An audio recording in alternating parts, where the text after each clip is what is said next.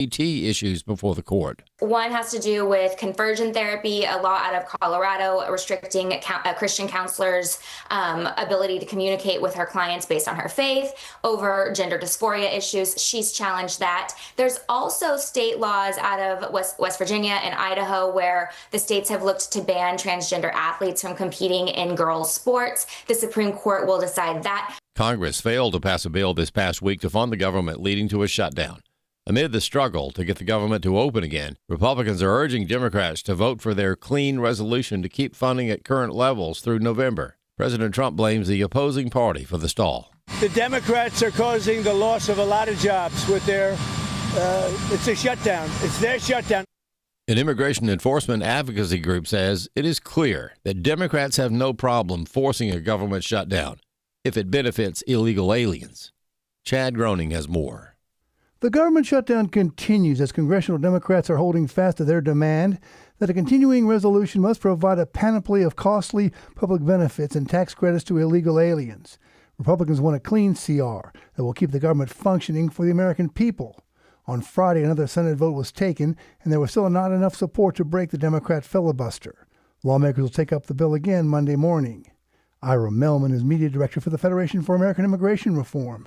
We're going through a process here where we're cutting budgets. We are asking people across the country to accept the fact that we cannot afford to do all the things that they might want the government to do.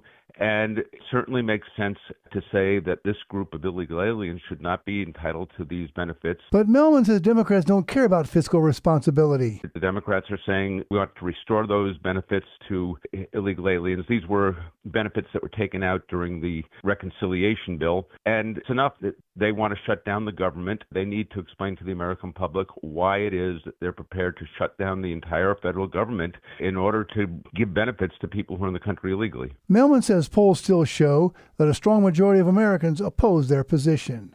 I'm Chad Groening. Former FBI Director James Comey was indicted last month on charges of making false statements to Congress and obstruction of justice. And House Oversight Committee Chair James Comer says the press could be investigated next. I would love to know who a lot of the media personalities and media outlets were, who he was passing classified information on, who he was creating false narratives with, to see what they've reported about Trump and Russia and other hoaxes over the years. More news online at afn.net and on the AFN mobile app. I'm Russ Key. AFA Action takes attacks on the family seriously. The enemies of the family constantly employ new tactics to try to sneak past our radar. They know if we stand together, their evil plans will fail. Your gift to AFA Action allows us to stay vigilant against their onslaught. And if you give this month, you'll receive access to the Cultural Institute video When Your Faith is Illegal by Frank Harbor on AFA Stream as our thanks. You can make your gift today at afaaction.net. Welcome to Today's Issues, offering a Christian response to the issues of the day. Here's your host, Tim Wildmon, President of the American Family Association.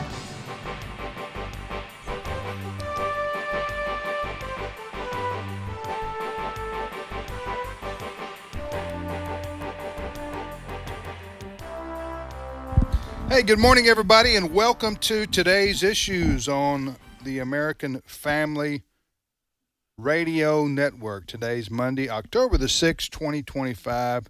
We, as always, thank you for listening to AFR. Well, joining me in studio this morning is Ed Vitagliano. Good morning, Brother Ed. Good morning. And Fred Jackson. Hi there, Tim. You're my brother too, Fred, but I don't know if to call you. I don't know why I don't call you that, but yes.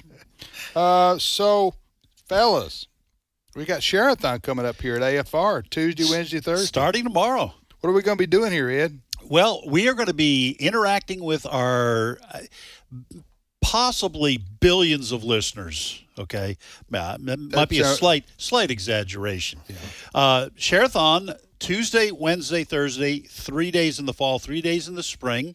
We come to our listeners and we ask them to help support American Family Radio so we can stay on the air for another 6 months till the next Share-a-thon. And our listeners are great to support those who can support the ministry.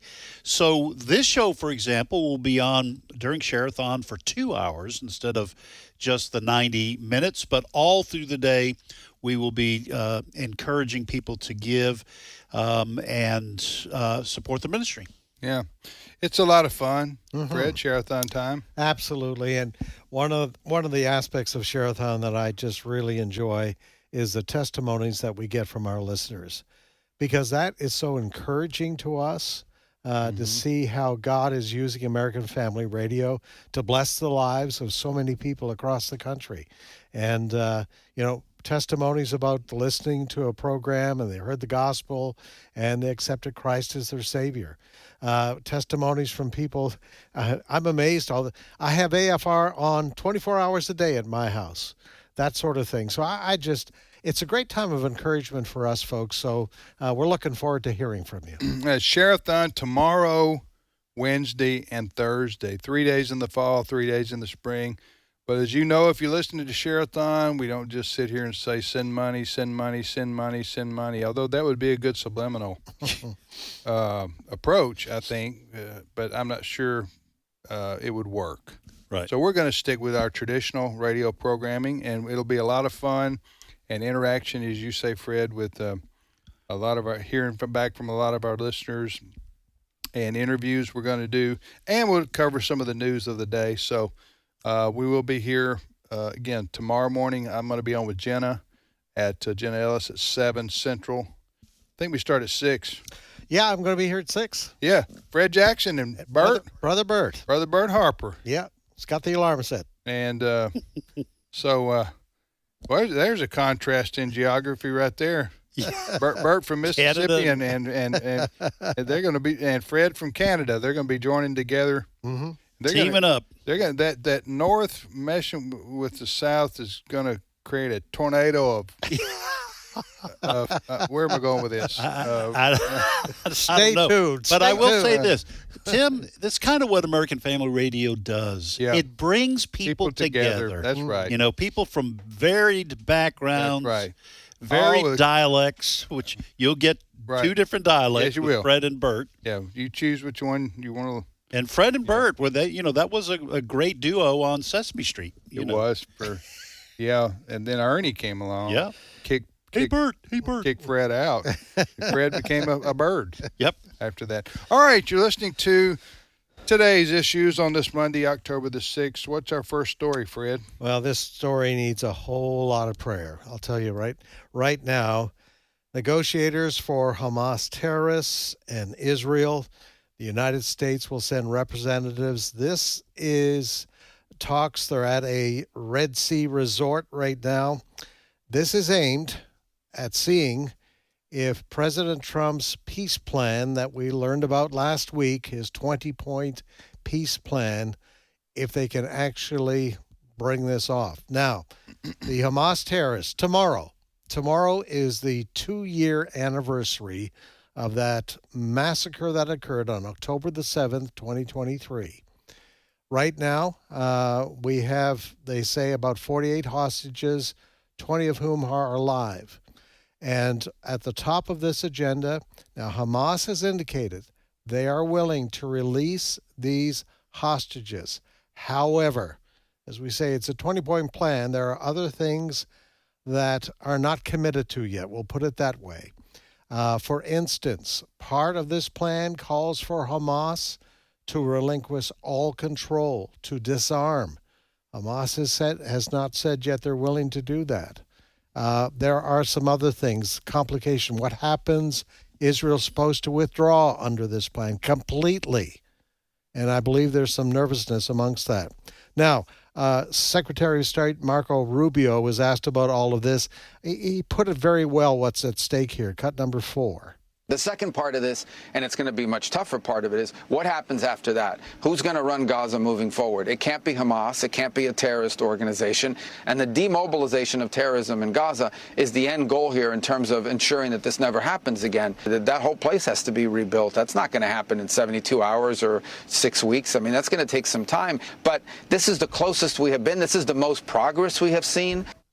Now, Israeli UN Ambassador Danny Danon Now, he's hoping for peace, but he said Israel is ready to finish the job if they can't come to a settlement here. Cut number 3. We pray that the Hamas will go along. You never know with those guys. It's a terrorist organization. We had a bad experience with them, so we are hopeful, but we never know what they will do. And I hope that they will accept the deal. If they will not do that, we will have to do it the hard way. Now, this morning I heard a very, very compelling interview with one of those Hamas hostages that was released. Eli Sharabi is his name. He was on with Fox this morning. He was held by the Hamas terrorists for 16 months. The Hamas terrorists on October 7th, 2023, killed his wife and children, and then he was held for 16 months. He talks about what it was like being held by Hamas. Cut number 5. Was there anyone there that spoke up and said, this is not right? Oh, no way. It's not why they kidnapped us. For them, it was more than right. And they wanted to make us suffer. And, their rage and hate was everywhere. We've been humiliated daily basis, asking permission to go to the bathroom, to speak, to breathe. We begged for food every day. Sometimes it was violence against us. One day they broke my ribs, but the starvation was the worst thing ever. When I was on October 7, I was more than 70 kilos, and when I was released 16 months later, I was 44 kilos. He's talking pounds. He's talking what we would refer to as pounds. Yes. His weight. Yeah. His weight dropped drastically. Yeah. He had to beg for food. They broke his ribs. Yeah. Well, that's what they do to hostages. They're monsters. Yeah. Unfortunately. Hey, Ed? Well, I got to say I'm kind of pessimistic about this whole thing. This would be great if Hamas agreed, but I don't trust terrorists. Okay, I've said this a lot. I don't trust communists. I don't trust terrorists. And Hamas is a terrorist organization. I find it hard to believe that even though part of this deal would be that Hamas or any other terrorist organization are not going to be allowed to run Gaza, but I think Hamas would be in the background. I think whoever was running Gaza would be a puppet organization. So I know that Israel's under tremendous pressure, I think, from President Trump to get this deal done. President Trump, I think, over the weekend mentioned the fact that Israel has lost a lot of support from around the world because they continue to prosecute this war against Hamas to try to finish that organization.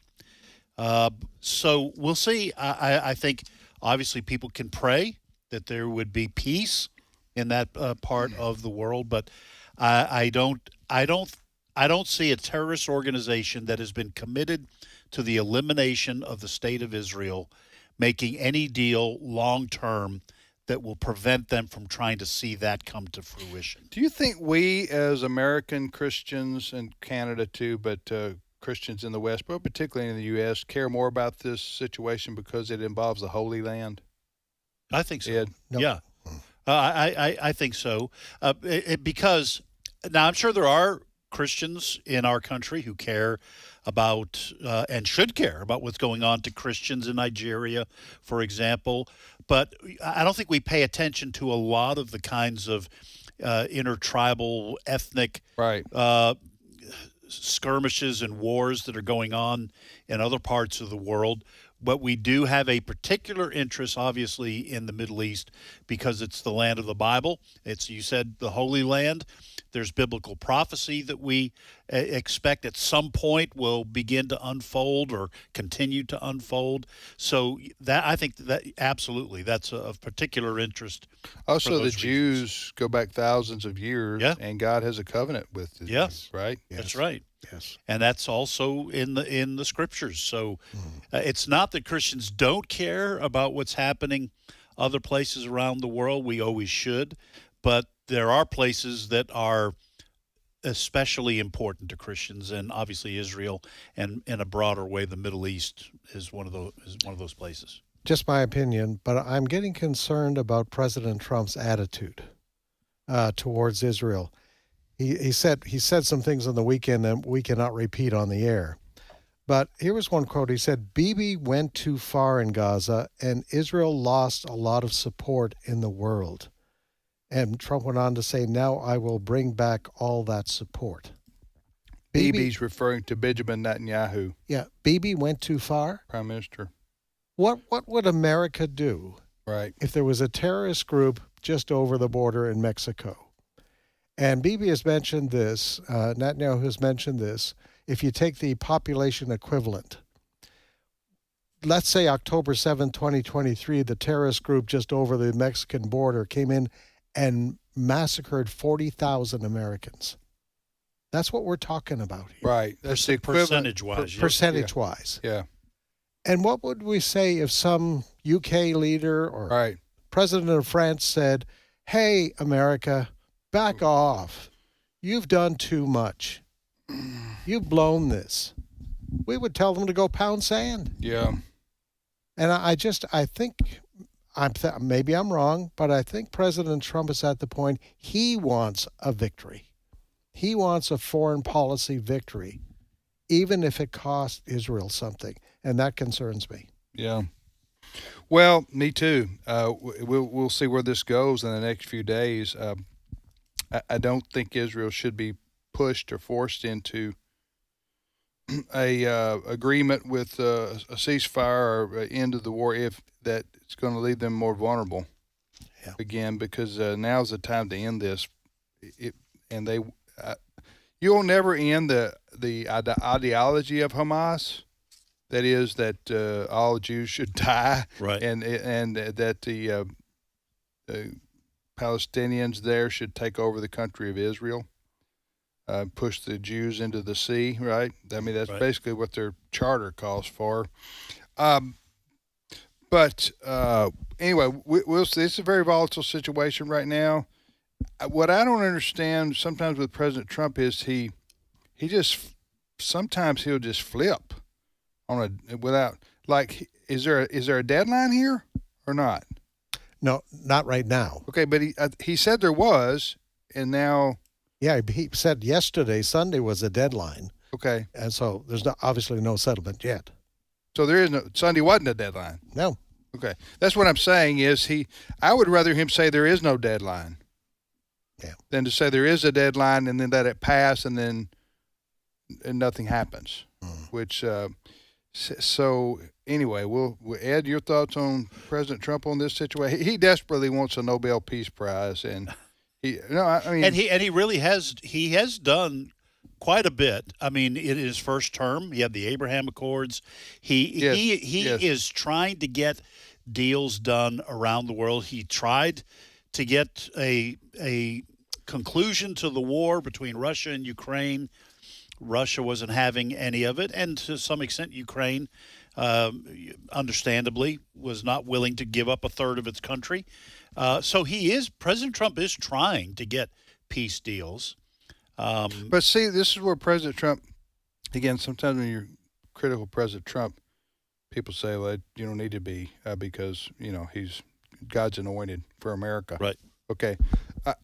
But I'm talking politically here. Sometimes President Trump does things that you just can't. I guess it's 3D chess, right? That's what we're told, right? Because he said about a few months ago about Ukraine that they need to give it up because there's no chance for them to win. There's just going to be more death and destruction. They need to surrender a third of their country or whatever like that. Then, like 2 weeks ago, he goes, "Hey, Ukraine may take all of their territory back." Yeah. So I mean, you know what I'm saying? You just don't know. And I think over the weekend, President Trump said he's considering sending cruise missiles to Ukraine, which will give that country the capacity to reach Moscow, which I think leads us closer to an open conflict with Russia. Why would you say something like that? I don't know. I don't know why you – first of all, I don't know why you consider since he's been wanting to keep us out of conflicts in Europe. Right. I don't know why you even consider, even privately, consider sending sophisticated weapons to Ukraine, which could draw us into a conflict. You know, Russia's already been buzzing some of the NATO countries with drones and even some minor incursions with aircraft. Yeah. They all already look like they're itching for a fight with NATO, which I think would be foolish on Russia's part. But Trump promised to keep us out of wars like that, so I don't know why you – and certainly you don't publicly. Are you sure he said that? Yeah, I'll check and find out the circumstances. Okay, all right. Well, anyway, because I didn't read that anywhere, and I read the Daily Mail. And if it's not in there, then I don't know that I think it's newsworthy. So, all right, you're listening to today's issues on the American Family Radio Network. Well, the negotiations go on today in the Middle East between Israel and Hamas. Now, the interesting thing is there that the Arab countries that surround Israel have signed off on this. Yes. Right? Yes. So they want Hamas to surrender, basically, their weapons, lay down their weapons, and just continue the fight. Yeah. So what are you going to quote now? This is from the BBC. Yeah. Trump considering supplying Ukraine with long-range missiles. Vance says the U.S. is considering a request by Ukraine for long-range Tomahawk missiles, U.S. Vice President J.D. Vance has said. However, Vance added President Donald Trump will be making the final determination on the matter. So you agree with that? No, I don't think we should be doing that. Right. Because Ukraine, listen, they've been taking a beating. All right, even some of their cities. You remember how they touted the drone attack, a couple of successful drone attacks. If we give them Tomahawk missiles, they're gonna aim for Moscow to do damage to Russia because of the damage that Russia's done to Ukrainian cities. And what if they killed high-ranking Russian officials? Those missiles came from us. The fact that a proxy nation used our missiles to attack the capital of Russia could draw us into an armed conflict. What if Russia says, okay, they did that, so we're going to attack American interests, or we're going to attack Poland. These are the kind of things. I've been listening to a podcast about World War I, several podcasts on the subject, and it is really strange how very small things can start a world war. And I don't want to see us involved. I don't want to see anyone involved in a world war. I don't want to see us involved simply because we decided, well, all right, let's just give them Tomahawk cruise missiles. Yeah. I just don't agree with it. I think it is safe to say at this point that the summit in Anchorage back, about a month ago, that accomplished nothing.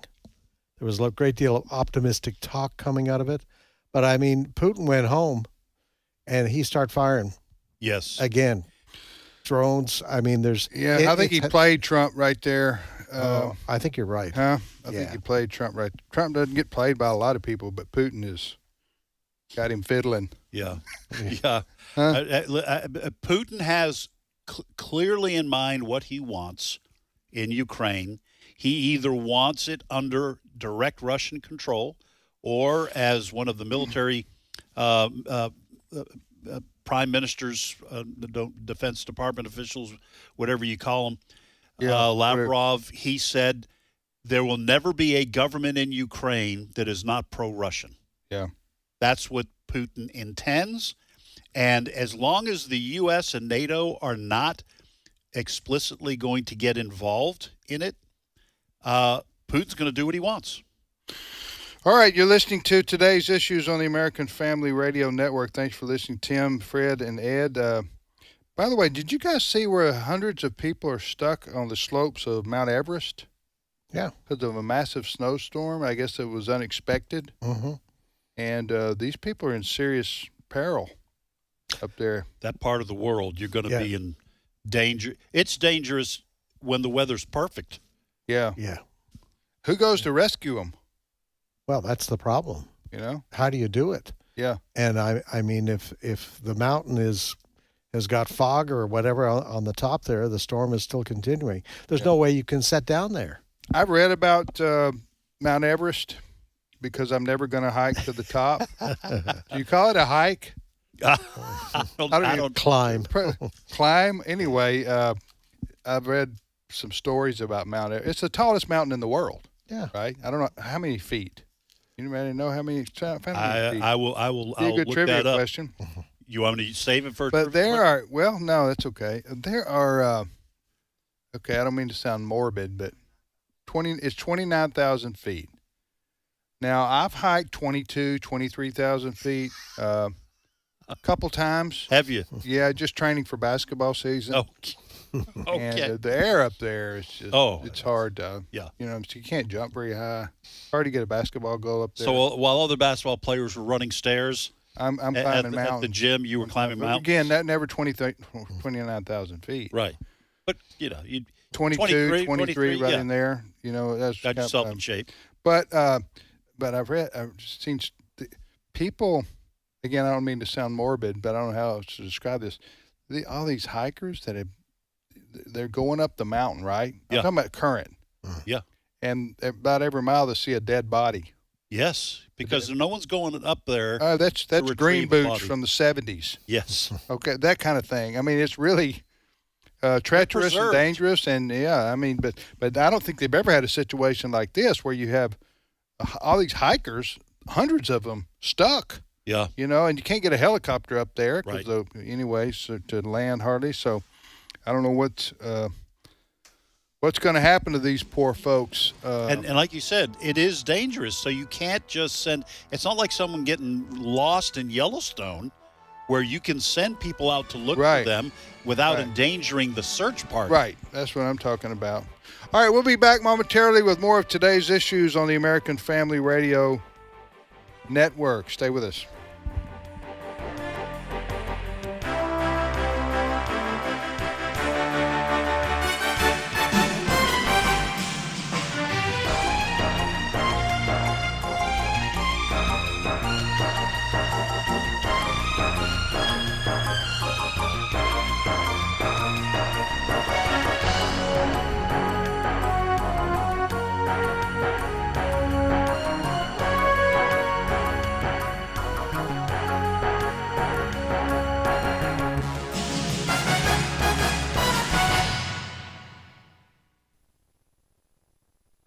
It's my turn. Here is your host for My Turn, Don Wildmon. Ever notice the different names we give our dogs? I used to have a dog named Pluto. Fido is a more common name. So is Skip and Shep. I ran across a story about a dog named Troubles. I thought it was unusual for a dog to be named Troubles. But then Troubles is an unusual dog. Troubles was a scout dog in Vietnam. He was left behind in the jungle when his master was wounded and air evacuated out. Troubles had been airlifted to the patrol area and had no scent to follow by which to return. However, 3 weeks later, exhausted and 40 pounds thinner, Troubles showed up back at the base camp. He went to the spot where his master's gear always lay, only to find that it had been moved. He searched till he found it, and then collapsed on it. He had found what he'd been searching for. It's that way most of the time in life, finding what we're searching for, I mean. I'm not saying that if we search for $1 million, we'll find it. I am saying that as far as the intangible things go in life, we usually find what we're searching for. If we wish to find fault, we usually will find it. If we look for good, we will usually find it. What we find is usually what we want to find and what we expect to find, and in reality what we're looking for. Strange, isn't it, how two people can look at a person and see two different people? One day a fellow who was proud of how good he was looked upon a woman who had made a mess of her life and called her a sinner unfit to touch. Another fellow in the same room and looking at the same woman called her act of washing his feet with her tears and wiping them with her hair and then putting perfume on them a beautiful thing. Two people looking at the same woman, but each saw a different person. Each saw what he wished to see. It's that way. We find what we want to find. Troubles wanted to find his master. He searched for him. It cost him all the energy he could muster and the loss of 40 pounds. He had nearly nothing to help him in his search, but he found what he was looking for. It may seem that Troubles went through a lot of trouble searching for what he found, and he did, but no more than we go through sometimes, searching for faults or mistakes of others. About the best way I know of losing an enemy is to make a friend. And we make friends by searching for the good and the beautiful. Thoreau Harris wrote a poem about it because he believed in it so much. Look for the beautiful, look for the true. Look for the beautiful, life's journey through. Paul wrote some poetry about it also. Finally, brethren, whatsoever things are true, whatsoever things are honest, whatsoever things are just, whatsoever things are pure, whatsoever things are lovely, whatsoever things are of good report, if there be any virtue, and if there be any praise, think on these things. What are you going to find in others? That depends on what you're looking for. This has been My Turn with Don Wildmon, a production of the American Family Association. Blessed be the God and Father of our Lord Jesus Christ. According to his great mercy, he has caused us to be born again to a living hope through the resurrection of Jesus Christ from the dead. 1 Peter 1:3. American Family Radio. This is today's issues. Email your comments to comments@afr.net. Past broadcasts of today's issues are available for listening and viewing in the archive at afr.net. Now, back to more of today's issues.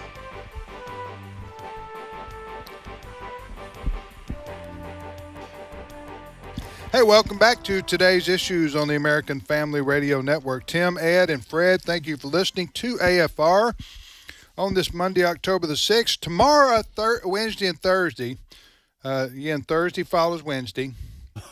That's how it works, right? Absolutely. So Tuesday, Wednesday, Thursday, we have Share-a-thon on American Family Radio.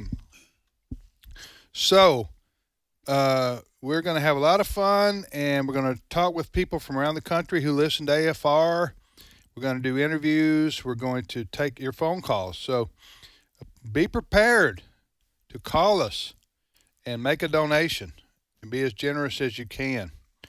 God sees. What did I say something wrong? No, God. God does. I didn't get to finish my sentence. Hold on a second. Okay. God sees your heart. Yes. And knows, what you're capable of. Right. And so, get ready to. And you're saying that cuts both ways. Listen, you know what? In all seriousness, the Lord has always provided. For us here at AFA and AFR over our 40+ years of existence. So things won't be any different this time. Our listeners who value the ministry of AFR will come through again tomorrow, Wednesday, and Thursday. And Thursday night we'll be happy. Yeah. We'll be happy with the results. So we want to thank everybody because listen, folks, we can't make it without. We're not a station or a radio network that gets. There's not a big billionaire somebody underwriting our existence. There's not. We don't get any government money, nor would we take it if it were offered. We're supported because strings are attached when you take government money. We're supported by people who give us $50 a month, $100 a month. They may write $1,000, $2,000 check during Share-a-thon. That's people being very generous. So those are the salt in the earth folks out there who believe in our mission, who support us on a regular basis. So on a monthly basis, that's what if we can count on your donation for once a month, a draft or or whatever. That's the best way to go. All right, you're listening to AFR, Tim, Ed, and Fred. Next story, Fred. Well, we all know that President Trump scored a victory for sure when he sent National Guard troops into Washington, D.C. They have seen a tremendous decrease in crime there. Of course, legally, he didn't have a problem because it is the District of Columbia, not a state. But we all know that President Trump believes places like Chicago and Portland, Oregon, and Los Angeles have a real crime problem. And he believes that I want to send troops in there, particularly to support federal buildings, ICE buildings in Chicago, in Portland, Oregon. Well, on the weekend, a judge who he appointed in his first term, U.S. District Judge Karen Immercut, she ruled against him. She said you cannot assign Oregon National Guard troops into Portland to deal with the violence that we have seen, some of their protests outside of ICE headquarters there in Portland, Oregon. So the Trump administration turned around within hours and said, okay, we'll move California National Guard troops up there. Well, this judge was not too pleased with that. She rendered almost immediately another decision saying, no, that you can't. And she said she was quite insulted that the Trump administration would do that. So remember, what he wants to do, National Guard troops to help protect these ICE and federal facilities in these Democrat-run cities. Well, Fox legal analyst Greg Jarrett says the law says the president has the authority to send troops in there. Cut number 8. The governing statute, which authorizes the president to act as he is, was broadly written by Congress. It does not prevent the president from mobilizing the National Guard for use in a neighboring state like California. Just the opposite. The law specifically says that the president can call into federal service units from any state. It does not say the Guard is restricted within its own state. And of course, once the president federalizes troops, well, the jurisdiction extends federally across state boundaries. And the judge's backup argument is the 10th Amendment, which, as you know, reserves powers to the states, not delegated to the federal government. But wait a minute, Congress did delegate National Guard power to the president, and he's exercising it.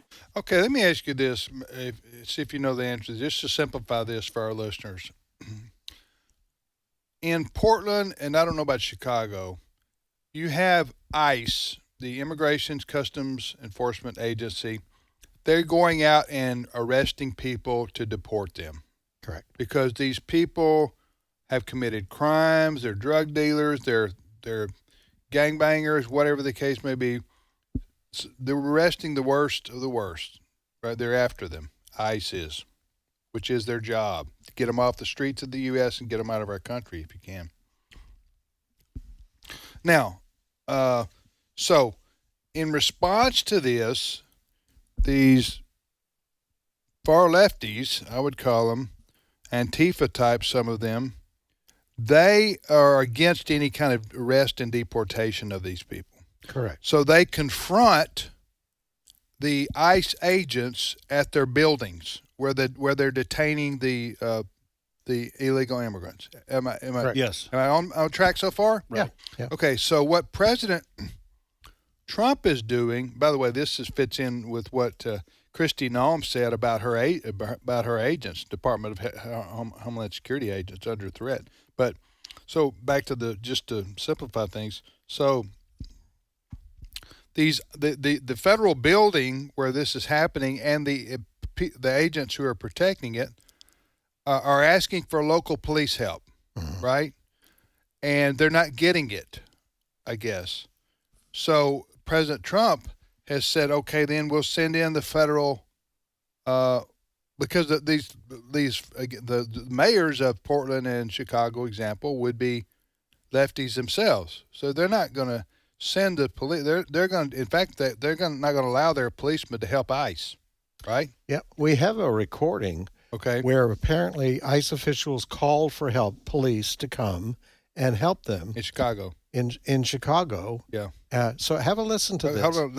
Okay. I want to play that. Yeah. But just to finish this out here, so that President Trump is calling in National Guardsmen to help defend these buildings and these detention centers. Correct. This is different from what happened in Washington, D.C., and what might happen in Memphis and New Orleans. It's been talked about, where the National Guard would be put on the streets to do patrolling for law enforcement purposes. Mm-hmm. This is a defensive posture to protect federal assets, including people. Have I set that up pretty well? Yes. Okay. Yeah. Okay, so, but the governors and the mayors are resisting even that. Yes. In these blue states. Okay, what are we about to hear, Fred? We're going to hear police band radio instructing Chicago Police Department not to go to the aid of ICE agents in Chicago who were having trouble. The protests got kind of violent there. Cut number 9. So the Chief of Patrol, clear everybody up. We're not responding over there. Radio check. And again, per the Chief of Patrol, we have all the units that per 999. Chief of Patrol said all units clear out from there. We're not sending anybody over to that location. 62, we're going to clear out as soon as we can, Spud. We're like locked in over here, so we're going to do the best we can to get out of here as soon as we can.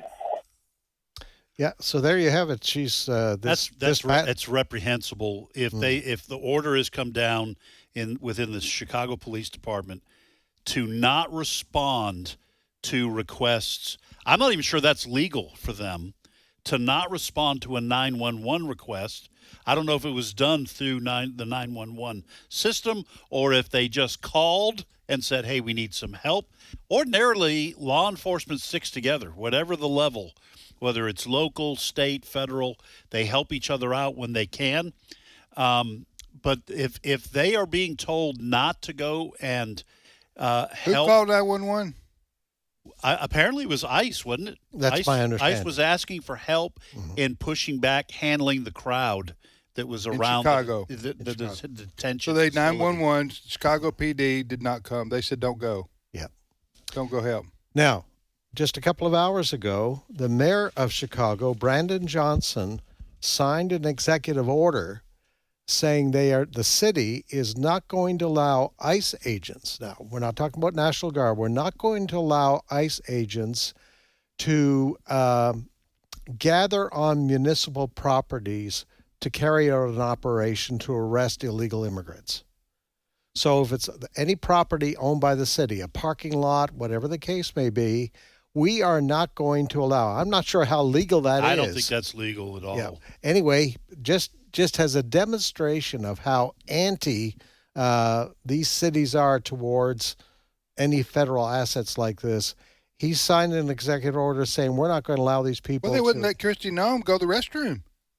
That's true. That's you true. see that the other day? That was at either a city or state. Was it a city? No, it's a city-owned building. Yes, a city-owned building, a municipal building, and Tell her Kristi she Noem, can't come in here. who's Secretary of Secretary of Homeland Security, and they told her you can't come in here, the building. And she said, "Wait a minute." She didn't. She went somewhere else, but she said, "This building receives $1 million in federal money." Yeah, she found out. Yeah. And it's also a public building. Right. So anybody can go in there. You don't even have to be participating in business there. You can just walk off the street, say, I got to go to the restroom, and use the facilities because it's a public building. And they turned her away. So the city government of Chicago and the governor's office in Illinois is completely being combative with federal government and federal agencies and federal agents. And, furthermore, you remember Governor Gavin Newsom of California, and that may have been the state legislature too. I forgot if it was a law or an executive order from the governor's office. And he said, you got to get these masks off of ICE agents. And of course, we know what will happen then. They'll be doxxed, and their families will be in danger. So here's the way it probably could play out. Because you have governors, you have mayors and governors in these deep blue states that are pushing. They are pushing back against the federal government. Okay, so what happens if in Chicago, ICE does gather on public land in preparation for a raid? What is Chicago going to do? Are they going to send the cops in to arrest federal government agents?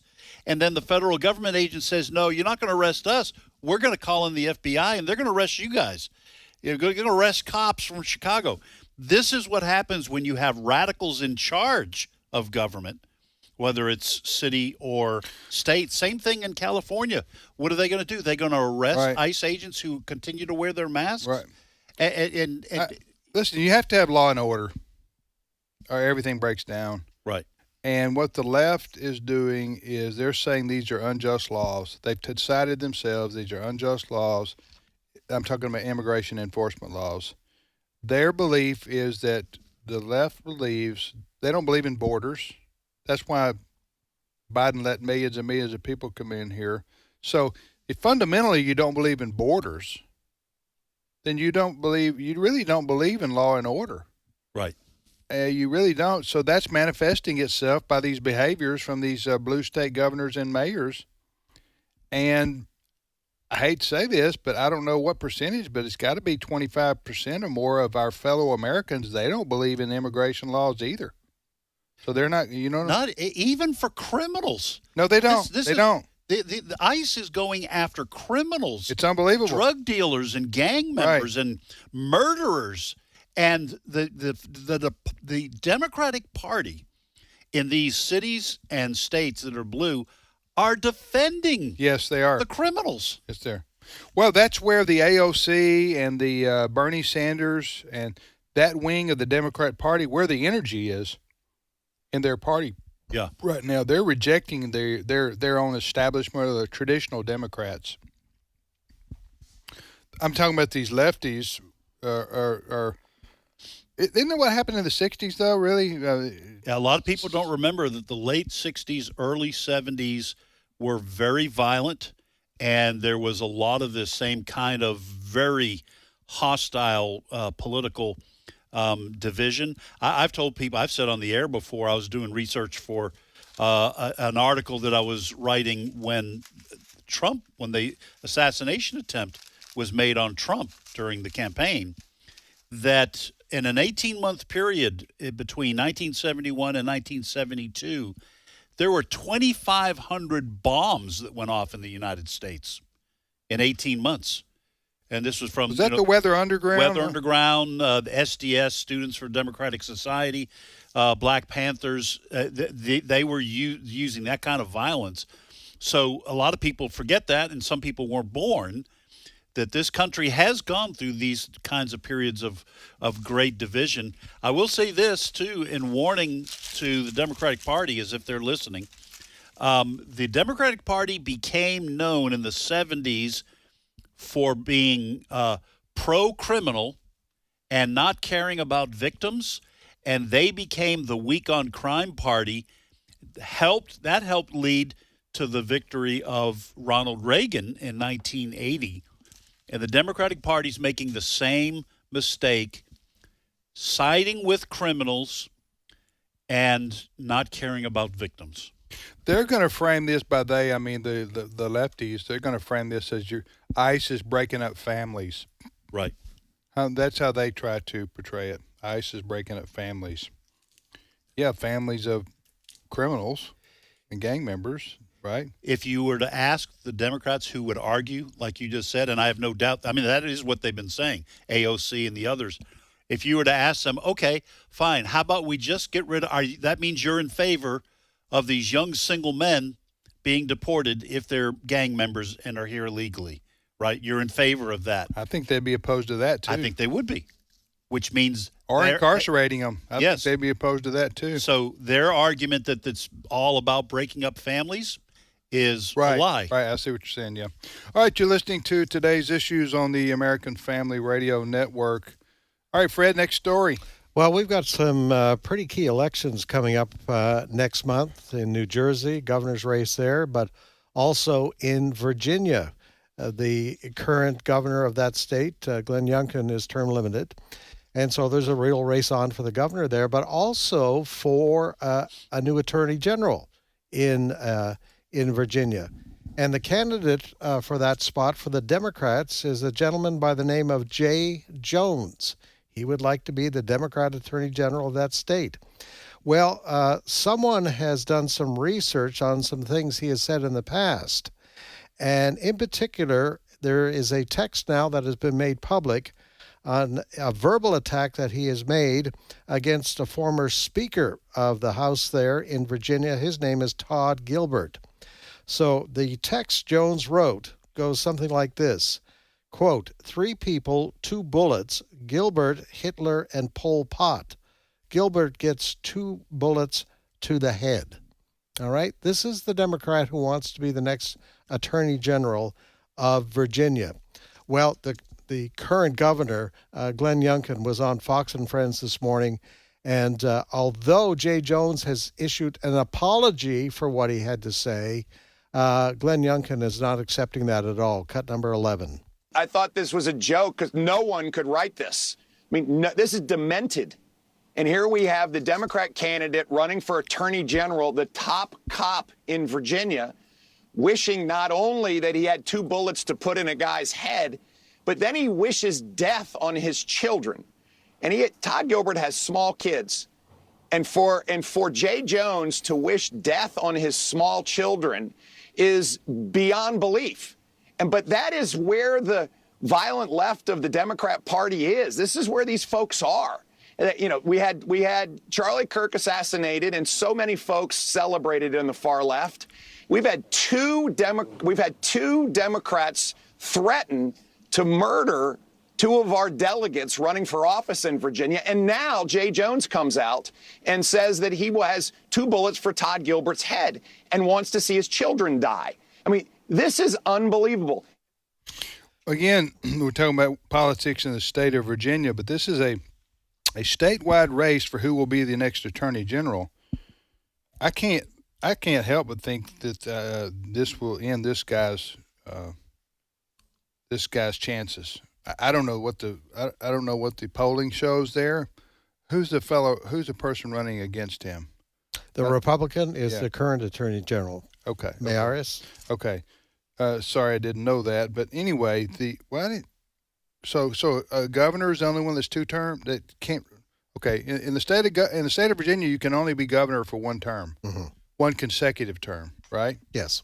Where most states allow for 2 consecutive terms. Anyway, but you stay in the AG office, you can. Okay, so the current AG, which is a Republican, is whose name escapes me. Jason Mayeris. Yeah. Really good guy. Absolutely. But okay, so this Democrat running against him, as Governor Youngkin was talking about, there a text of him saying that the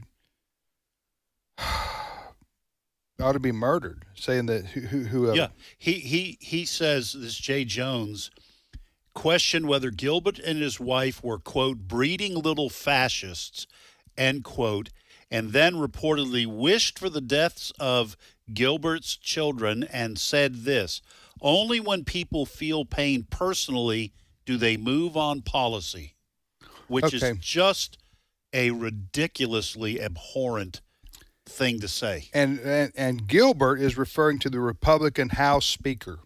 Yes. Okay. So how do you now the current fellow running for governor, the Democrat? It's a lady, actually. Excuse me, Spanberger. Yes. I know people in Virginia are going, get your facts right. Okay, I'm trying to, but I can't keep up with 50 states, all their names and everything. I try. I can 44 states I can keep up with. You get beyond that, you know what I'm saying? I start while you're climbing 22,000 feet, you know. It gets taxing on a person mentally and physically. But so Spanberger, the lady running for governor, the Democrat who's ahead in the polls against Winsome Sears. Correct.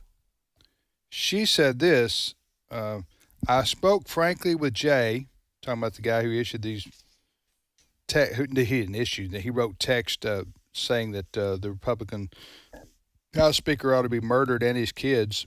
I spoke with Jay about my disgust and what he said and texted.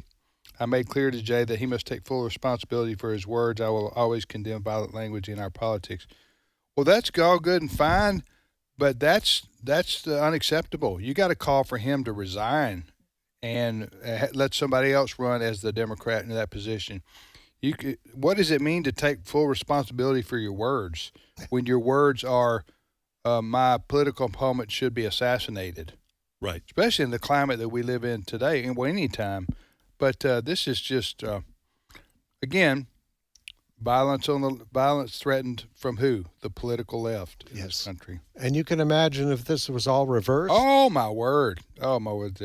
Well, and this is the way Jay Jones defended himself. He did say he regretted what he sent, and this is what he said. You're going to quote him? I'm going to quote him. Okay. Quote, like all people, I've sent text messages that I regret, and I believe that violent rhetoric has no place in our politics, end quote. To which I say, first of all, baloney. I think you said what you believe. This is exactly what the radical left has said, starting with Antifa back in 2020.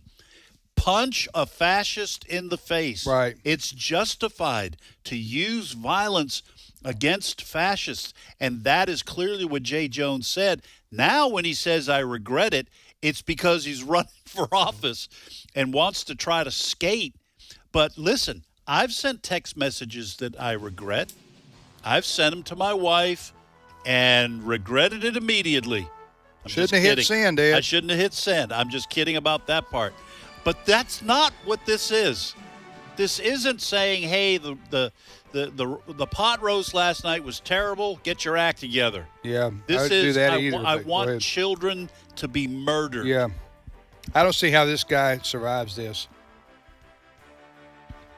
Because I think that kind of thing could drag the whole Democrat ticket down in Virginia potentially, just like what happened 4 years ago when the then governor, oh, no, he wasn't then governor, but what was his name? You're talking about Terry McAuliffe? Yeah, McAuliffe. Remember the Loudoun County school situation? He said parents should have no right to be involved in decisions in schools. Remember that? Yeah. Yep. This could be that kind of moment.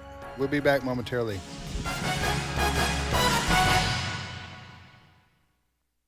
The views and opinions expressed in this broadcast may not necessarily reflect those of the American Family Association or American Family Radio.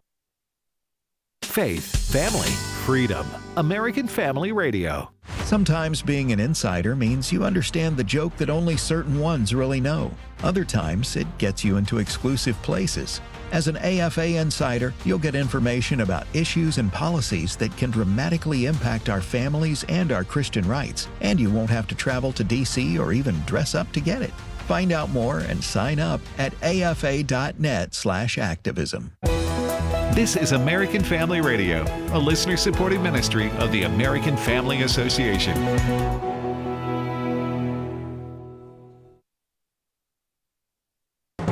American Family News, I'm Steve Pugh.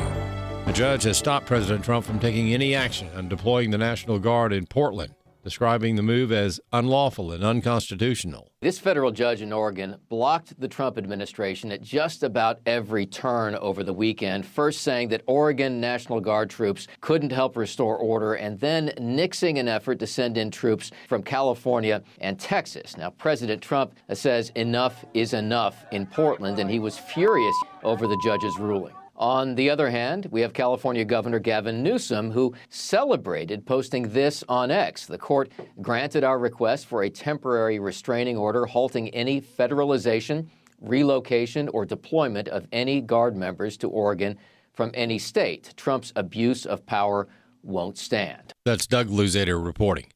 The shutdown continues with no progress made to fund the government, as both parties standing by their demands. Democrats are vowing to restore over $1 trillion in health care funding, while Republicans are sticking by their clean resolution that would keep funding at current levels. House Appropriations Committee Chair Tom Cole of Oklahoma. I think the Democrats, quite frankly, just are throwing a temper tantrum. Look, we're willing to negotiate on these other matters, but we're not willing to shut down the government. And it's an enormous mistake. It's costing the American people every day. Multiple homes in the Outer Banks in North Carolina are collapsing due to recent severe weather. In Buxton, North Carolina, on the Outer Banks, where beaches once existed, homes are now collapsing.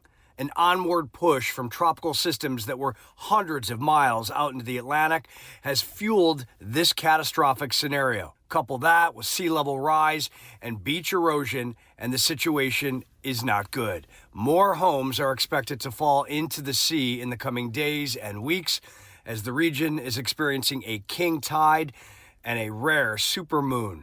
All of that put together, and that spells disaster. We'll continue to monitor this on the ground in the Outer Banks.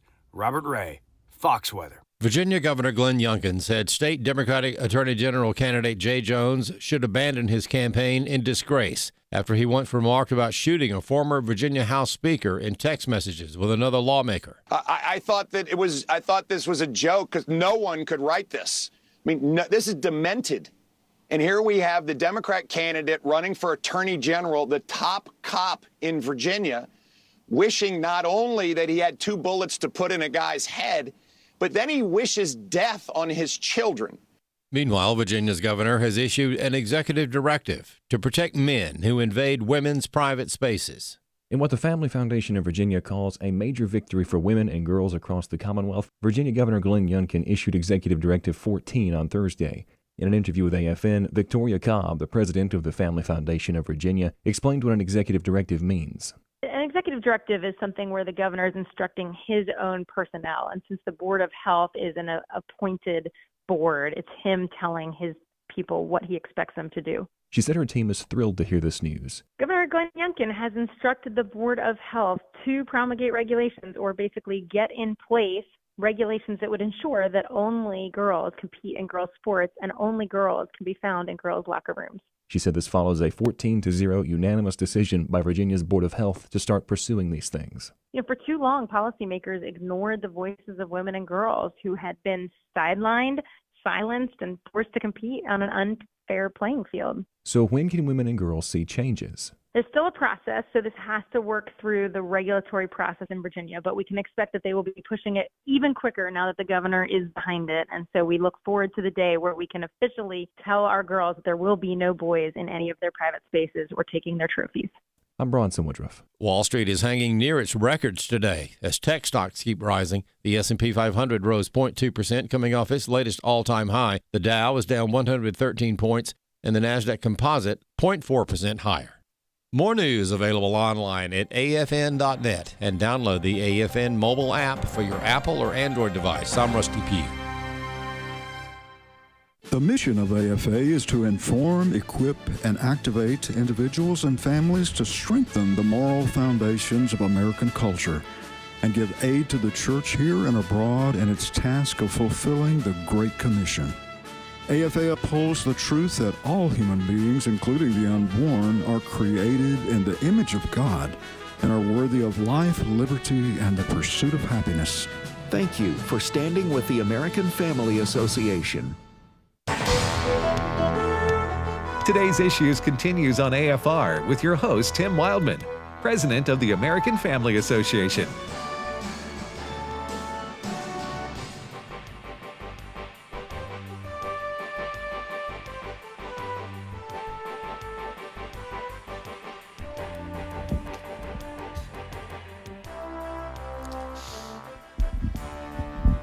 Hey, welcome back, everybody, to today's Issues on the American Family Radio Network. Thanks for listening to the program, and we appreciate you always listening to American Family Radio. I'm Tim with Ed, and now Steve Paisley-Jordahl joins us on this Monday morning. Good morning. Good morning, Steve. everybody. How you all doing? Good weekend, Steve, for you there? I did. I got to just preview this. My wife and I went to a Baptist meeting there's a group of Baptists that state convention, like it's a convention, but it's only a couple counties wide. But this convention welcomed a new church into their membership, and this was a church that was run entirely in a prison. The pastor is a prisoner, as an inmate. All the elders, they have the whole thing set up as a Southern Baptist church, and it's inside a prison. New Orleans Seminary went into prisons for a while back in Louisiana, and now they're doing it in Mississippi, and started offering degrees. Wow, that's great. And this pastor got his Master's of Divinity from New Orleans, not a not a miniature version of that. The whole thing. Learned Greek, learned Hebrew, had to do the whole thing. And wow. He's now the pastor of a church, a thriving church in a prison here, and I'm still trying to figure out which exact prison it is, because I'm going to go there. They have services on Saturday afternoons, and my wife and I are going to go. I'm going to do an interview, and I will do a story, and we're going to see if we can get this guy on TI. Well, So there's many positive aspects of that, obviously. But here's one you probably didn't think of, Steve. At least the church doesn't have to worry about the pastor being, quote unquote, led to a bigger church. No kidding. Good point, Ed. He's gonna stay right there. Well, as long as he's in, I don't know how long his sentence I see. is for. Yeah, I don't think he's in for life. Yeah. Okay. But he said it was really interesting because he said, I found myself in prison just utterly ripped apart, just dejected and just torn up. And it wasn't because I was in prison and away from my family, because I was. And it wasn't because I thought I wasn't guilty, because I was guilty. It was because the Word of God got a hold of my soul, my heart, and convicted me of sin. Well, I think this is great that you're going to cover this story, and hopefully you can get in. I think you have to apply, and they have to do background check and whatever. Yeah, the warden was there with him when they brought him to this thing. He was in full, garb, the striped pants and the whole bit. Yeah. And the warden came. I talked with her. She said she'd be glad to. The whole prison has come to Christ. In fact, the warden and all of the leadership of that prison have become Christians through this whole revival thing too. That's incredible. Yeah. Hey, I'm going to talk to you after the show. Some other ways we can make this story public. Yeah. Because this is a wonderful story, and let's not kid ourselves. That is the only thing that can truly turn our country around. Yeah. Is seeing the gospel have that kind of success in changing hearts. Absolutely. Next story. All right. In June of 2022. A man named Nicholas Roski decided he had had enough with the Supreme Court and hatched a plot to come and assassinate Supreme Court Justice Brett Kavanaugh. He was unsuccessful, very fortunately, but he was arrested. And he was convicted. And sometime between his arrest and his conviction and his sentencing, which is yet to happen, he decided he wanted to wear a dress. And all of that came with. You understand what I'm saying, yes. There, right? And now he wants to be called Sophie. And everybody's playing along with it, including the judge. This is, to me, astounding. This is the judge in talking about sentencing this man who thinks he's a she. Are you going to quote from the judge? Yes. Okay. So the background is that Roski's sister came out as gay 2 years before, and the parents had a hard time dealing with it, right? But now the mother, Colleen, says that she has attended PFLAG, which is Parents and Friends of Lesbian and Gays, meetings and learned about the LGBTQ plus community, and she's committed to going on this journey with, and she called her son Sophie. So she has turned completely pro-gay. And this is what the judge wrote in the sentencing statement. Again, this is the man who drove 3,000 miles to attempt to assassinate Correct. Justice Kavanaugh. And this is what she wrote. I am heartened that this terrible infraction has helped the Roski family accept their daughter for who she is. That has nothing to do with the case. Apparently it does to her, because listen to this. She said, and this is again in her writing. Federal judge. Federal judge. Let's not hide the fact that President Trump issued an executive order saying transgender inmates would be assigned to prisons with their biological sex. The judge stated that she was worried that he wasn't going to be getting hormones because President Trump has also talked about not doing that. She says, but there's an injunction against that. And this is what she writes. Listen, this just astounds me. With the injunction in place, the injunction meaning he can get hormones in prison, she calls him Ms. Roski, could receive gender-affirming care. That's what another euphemism. But if that injunction goes away, she could be denied it. So when I sentence her, I take into account that she is a transgender woman. This is unbelievable. I would just say if Congress was operating the way they should be, Right. and this includes Republicans. He got 97 months, by the way, in prison. How many years is that? So was that 7 years? Yeah, what is somewhere that? around there. This judge should be impeached. Yes. And removed from the Yes, bench. yes. That is not a legal ruling. Right. No, that's the ruling of an LGBTQ activist. Yes.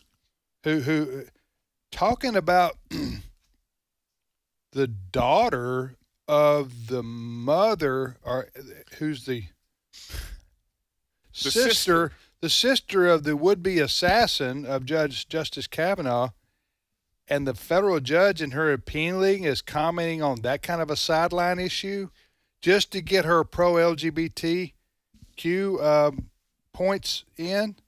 That's yeah, you're right.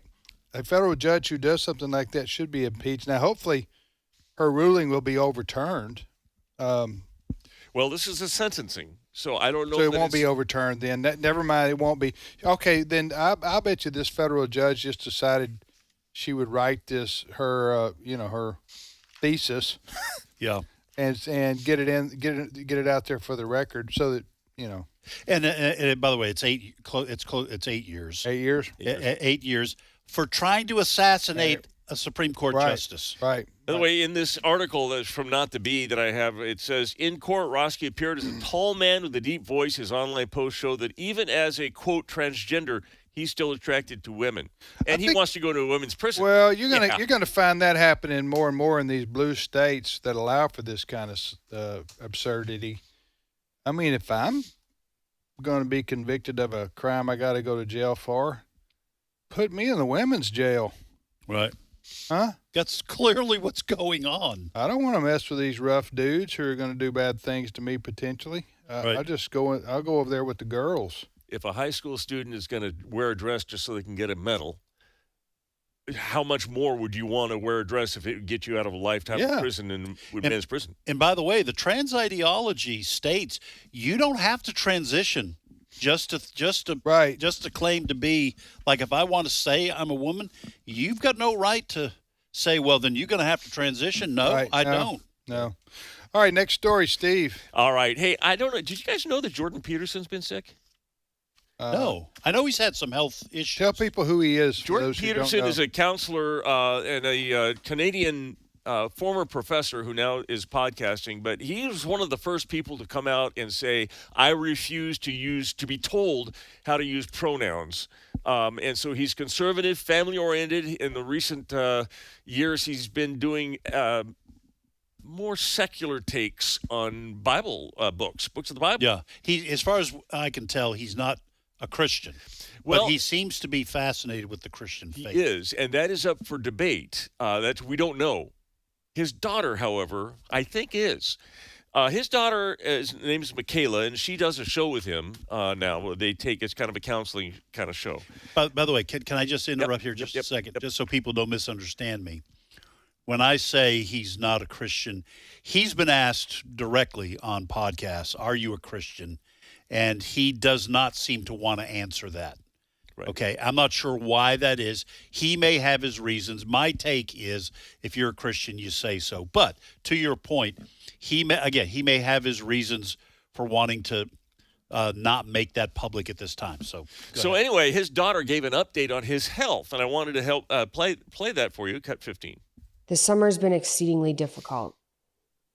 Dad was in an ICU suffering from pneumonia and sepsis after dealing with a host of neurological issues this summer that we believe stem from CIRS, which is chronic inflammatory response syndrome due to decades of mold exposure. We don't have a better explanation for his neurological symptoms at the moment other than spiritual attacks. He's been suffering for the last number of years with unexplainable neuropathy and weakness, amongst other symptoms, but they worsened this summer after he cleaned out his parents' basement after his dad, my grandpa, passed away. We weren't able to communicate with Dad really all of September. But after almost a month in the ICU, he's been moved out to a less urgent floor. Praise God for that. She goes on in the writing to say she understands that could be a spiritual attack. Her daughter, infant daughter, was also taken ill, very ill, at about the exact same time. And she says, we do know that all things can work together for good. And she says, prayers are much appreciated. And she cites Ephesians 6:12. Well, now she sounds like a sure enough Christian. Yeah, she's yeah. And that is this the daughter that had to go on that carnivore diet because I think she had like rheumatoid arthritis or something. I'm unaware of that. Really badly. I don't know. And the carnivore diet turned that around for her. If it's the same daughter, I don't know how many kids they have or anything. I didn't know. But I'll look it up. She and Jordan Peterson have had health issues in their lives. And so, folks, wow, I did not know this about Jordan Peterson. I'm a big fan of his conservative worldview and his abilities to just so boldly fight against the woke and pro-trans crowd. So please be praying for Jordan Peterson. And I think he has struggled with what you would consider to be spiritual warfare. And he overcame an opioid addiction several years ago. Yeah. And Michaela is the daughter who is on the carnivore diet and improved her health and well-being. I'm sorry. I think I know the answer to this, but what exactly is a carnivore diet? I think it's just all meat. It eliminates all plant-based foods, including fruits, vegetables, grains, and legumes. A lot of protein. Okay, so this person would not marry a vegan. Right. Well, or it would be like, right. What's the Jack Sprat could eat no fat, his wife could eat no lean. They could do one of those kind of things. I forgot all about that. Is that like a rap song or a nursery? A nursery rhyme. It's a nursery rhyme. You remember that? How did it go? Wait, hold on. I know Jack and Jill. I don't they have went up the whole hill one in my head. Fetch a pail of water. You don't remember Jack Sprat? You don't. Yeah, I've heard that name. He was about 5'8". He had red hair, and his wife was blonde. And did they live by that lady with a bunch of kids in a shoe? They might have. I think they did. They came to one of our last AFA retreats. You probably you would remember him if you saw him. Okay. Jack Sprat. Here it is. No fat. Clean Jack Sprat could eat no fat, while his wife could eat no lean, and so between the two of them, they licked the platter clean. I've done that that's many bad times. Manners, actually. I've done that many times. Yeah, that's inappropriate tableside manners right there. Tableside manner. Hey, but that's good. Thank you for that, folks. Please be praying for people. Really, just eat all. There are people that eat. We've got a couple here that do that. I'll tell you afterwards. I don't want to say their name. On the air. But I mean, will they have bread? No. I think I'm right on that. It's just meat all day, every day? Just meat all day, every day. Wow. Okay. Like no vegetables. Now, Brent Creeley's looking at me. Are you wanting to say something? I was just going to say, if I was going to go on a diet, sign me up for that one. Well, it's not going to be the cheapest diet in the world, but I'm with you. I would rather do that than some of those other diets. Oh, then okay. Well, I just didn't. I thought I understood a carnivore diet, but that to me that would mean you can eat meat and then you can also eat a roll or some. But I guess it's just all meat all day. It's all meat every meal or however many meals you have. Well, okay then. Yeah. Next story, Steve. Steve, by the way, you're listening to Today's Issues on the American Family Radio Network. Tim, Ed, and Steve Paisley Jordahl now. Steve's bringing us the news of the day. What's your next story, Steve? We told you last week sometime that the NFL announced that some artist named Bad Bunny was going to be doing the halftime show this year at the Super Bowl. That's always a big... Bad Bunny. Bad Bunny. It's always a big get for an artist. Uh-huh. And Bad Bunny is Hispanic. I understand all his songs are in Spanish, so there will be no English. Puerto Rican. Yeah. There will be is no that English. Hispanic, Ed? Puerto Rican? If they speak Spanish, it is. Yeah, okay. They do speak Puerto Rican. I think it's probably related to the well, his songs language. are in Spanish, I hear, Yeah, not Puerto Rican. Yeah, there you go, Ed. Okay. Anyway, and he's been known to be sexually ambiguous. He's worn dresses in public and all this kind of stuff. So that's not ambiguous. That's pretty true. much man messed up in the head. But anyway, go ahead. So the NFL thought that was a good idea to pick this dude? I thought it was a good idea. The last several have been... you meant androgynous. That's what you meant to say. Well, sometimes he does and sometimes he doesn't. That's androgyny. There you go. Anyway, there's a Christian artist named Corey Asbury who has an interesting idea. And this is what Corey's idea is. He thinks maybe there should be a family-friendly halftime show, Cut 14. All right, y'all, I just had an insane idea. What if we did an alternative, family-friendly halftime show for the Super Bowl? Every year, everyone is all up in arms about the performer for the halftime show. And I get it, because 9 times out of 10, it's raunchy as heck. You're seeing stuff you don't want to see. You're hearing stuff you don't want to hear, especially for your kids. So what if we threw together an alternate show at a different venue with just the biggest Christian artist and glorified the name of Jesus on a gigantic scale at a gigantic level? I've already talked to my boy Forrest. He is down to clown. He's down to play music is what I mean. Who else would you want to see there? My vision is this: blow it up huge. Let's get a stadium. Let's go crazy. While people are glorifying money and fame and sex and all kinds of stuff that we don't want to see, we can lift up the name of Jesus. Who was that? That was Corey Asbury, and I think actually he would could stand in for Brent as a kind of a censor for our. I think that's a great idea. Yeah, it is too. I hope they put that together. Yeah, I think not only is it a great idea, I hope they do it every year, because the NFL has given a thumbs up to some horrifying acts. If it works, this Bad Bunny rapper, he doesn't even speak English. I mean, he speaks English, but he sings all his songs in Spanish. So you say we wouldn't even know what he was. There's nothing inherently wrong with that. I mean, at all. But I mean, he speaks the language of his country. I'm just saying, but to have I know it's called the Super Bowl and it's around the world, but it's basically played for the American audience, and the vast, vast majority of Americans speak English. And they're not going to be able to understand the words he says if he does his performance in Spanish. His name is Bad Bunny. Bad Bunny. Well, that's the name he goes his stage name. It's a stage name. It's yet another rapper. Am I right? His name is Benito Antonio Martinez Ocasio. I'd go with Bad Bunny too. Yeah, right. Just a couple thoughts on this. The NFL has been spending a lot of time and money getting its games across the seas in foreign countries. Mexico, London, Germany. Every year now, and more often, they're having these games in foreign countries. Yeah. The other thing is, with the way the atmosphere is now in this country, after the Charlie Kirk Memorial, etc., this has a chance of really blowing up. Well, they could put it, even if they just live streamed it.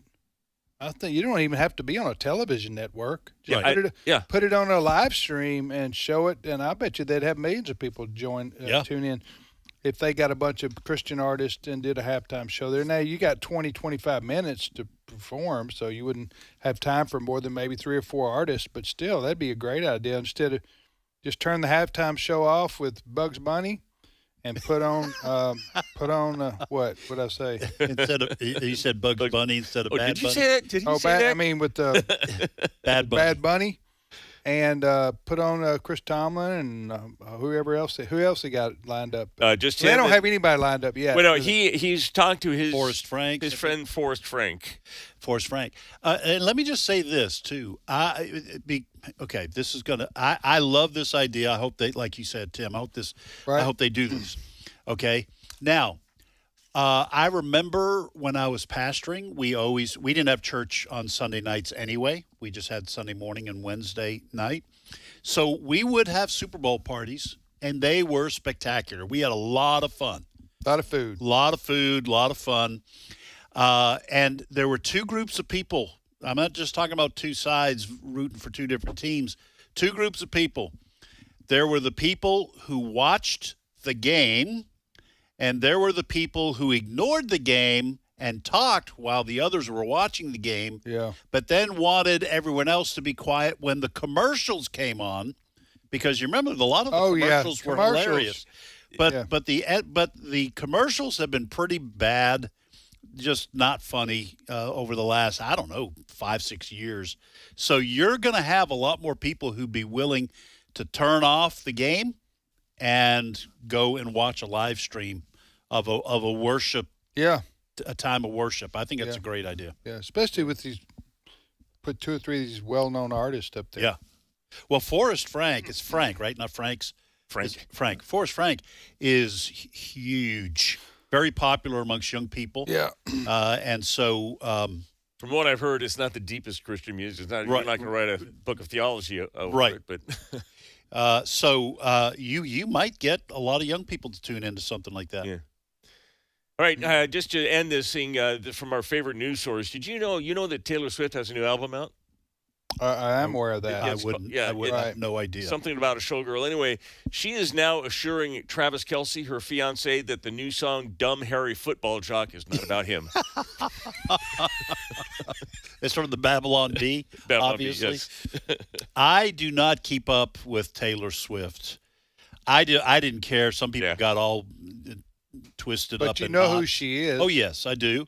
A lot of people got all twisted up because at Chiefs games, the camera was always panning over her in the box where she was watching, and I didn't care. I mean, she was dating one of the players, Travis Kelce. And if she's dating one of the sure players. Didn't know a lot about her not to pay attention to her, Ed. And let me just say, this last album that I know next to nothing about, I'm offended that it's about third showgirl. song on there on that back side. I'll tell you what. I'm not listen, Swiftie. You can't exist in the U.S. today and not know who Taylor Swift is. It's like Elvis Presley in the 50s. Yeah. She's probably close to that popular. Oh, yeah, that strata. Yeah. Yeah. She's very – pop culture is just all about Taylor Swift right now. All right, we'll be back tomorrow with Share-a-thon, and we'll have a lot of fun, but we'll carry on giving you the news of the day that you should be aware of. And you have a wonderful afternoon. Keep listening to American Family Radio.